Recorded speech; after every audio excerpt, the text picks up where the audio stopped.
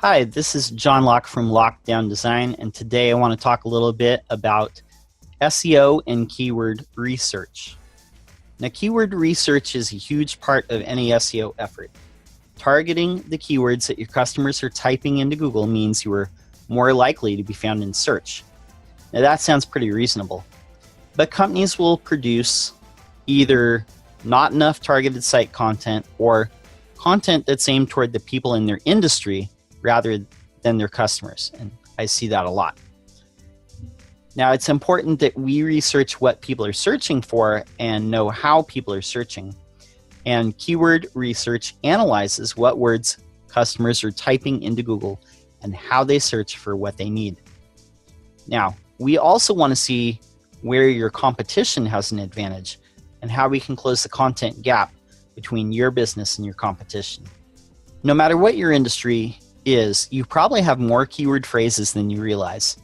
Now, most businesses will want to optimize their local SEO for the service that they provide, plus the city or region where they're located. Like, for example, Sacramento, car repair, something like that. Now, this particular keyword phrase will usually be a city-specific landing page or the home page. That's the page that the searcher is going to land on, or the page that's going to rank in search results. And most businesses end their keyword research right about there. But there are many other things that your customers will be looking for besides just your service plus your city. Now, let's look at one example, and let's say you do HVAC repair and installation. Your target customers are going to be looking for several different things related to heating and cooling at some point. Now, these potential customers may be searching for the following: how to save energy in the summer, the most efficient heater, how to reduce heating costs in the winter, what's the average air conditioning bill in your city, how often should I change the air filter on my vents, does my local energy company provide rebates or trade-in incentives, and how do the top 10 heaters or air conditioners stack up against one another in energy consumption. So for an HVAC shop, that's a whole bunch of content right there that people are going to be searching for. And when you think about keyword phrases, you're actually thinking about questions that your potential customers have and how to answer them. These are all opportunities for you to show up in search and be found. So the real purpose of keyword research is to create more content, not to get a single page to rank for 87 terms. Keyword research is more than just optimizing for your main search term. And in fact, long-tail keyword research is a much more productive way to be found over the long term. So it's about blanketing all the search terms that your customers are likely to have. And each one of those questions is an opportunity for your business to answer a customer question and establish your authority as a service provider. What makes you different from everyone else? Well, that is going to be your content and how you can answer questions. Keyword research is not about determining what search phrase you should repeat over and over and over and put like 90 times on your homepage. That's not going to work. Holistic SEO is about positioning yourself as the most authoritative brand for the service that you provide. Companies that invest in content, they're the ones that win that game over and over and over all day long.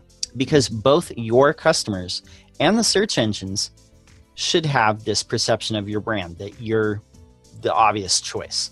The goal is to position your brand as the most likely company to have a solution for that customer question. So gathering keyword information is the precursor to a whole other set of ongoing tasks. You're going to have to create interesting, authoritative content to win the SEO battle. Now, a lot of people don't want to hear that, but that's the truth. Keyword research is going to tell you what topics you need to be publishing about. You should already be making a list of the questions that customers ask you over the phone and in email. And keyword research provides the other questions that people are trying to find answers for. So there's a lot of tools for SEO keyword research out there. The Google Keyword Planner is a free tool that you can use.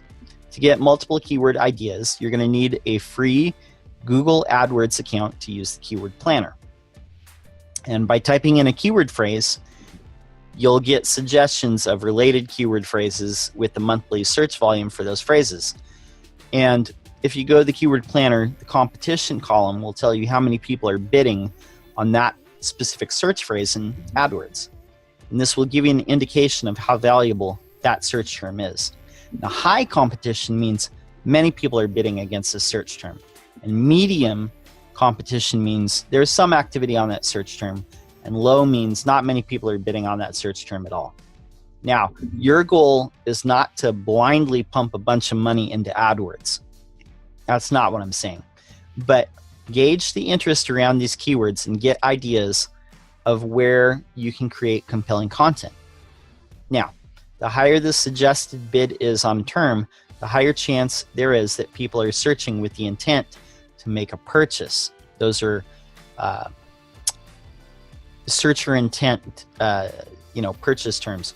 So like, buy, how do I buy this? If people are looking for a price, or if they're looking for where to buy something, those are really obvious buy terms.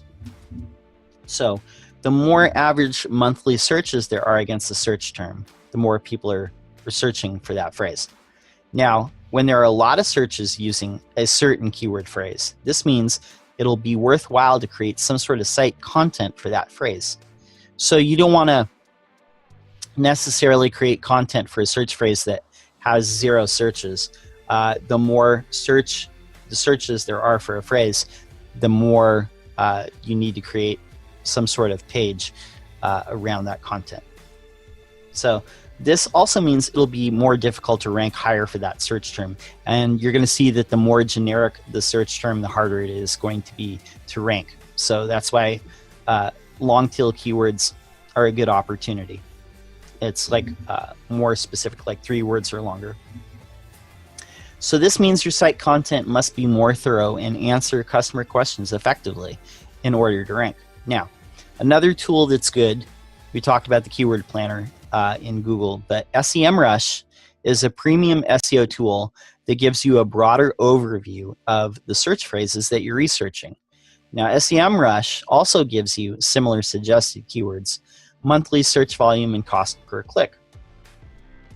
And one nice feature of SEMRush, it will tell you the projected difficulty of making a specific search phrase rank well is a score from 0 to 100. Like 0 means it's easy, 100 means it's really hard. SEMRush will also show you the search trends for a given term over time.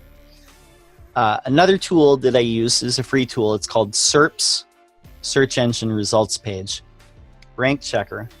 And this is a tool that I use to check Google rankings. I usually do this every day for specific phrases. Now, this tool also lets you enter a particular city or zip code as the search origin because Google does use geolocation as a modifier. So this, and what that means is Google can return different results depending on your location. So your phone is a good example of that. You're going to get different search results depending on what city or even what neighborhood you're searching from. So the SERPs rank checker also gives you a monthly search volume for each search term, kind of like Keyword Planner does. And this tool usually returns about the top 180 to 220 results for a given search term. It tends to vary a little bit, but about in that range. So another tool that I recommend and that I use is hrefs. And they have a tab on there called Content Gap. So hrefs is a premium SEO tool with many helpful features, and like I said, they have a link on there called Content Gap, which allows you to compare your website against 3 of your competitors for keywords that they rank for that you don't.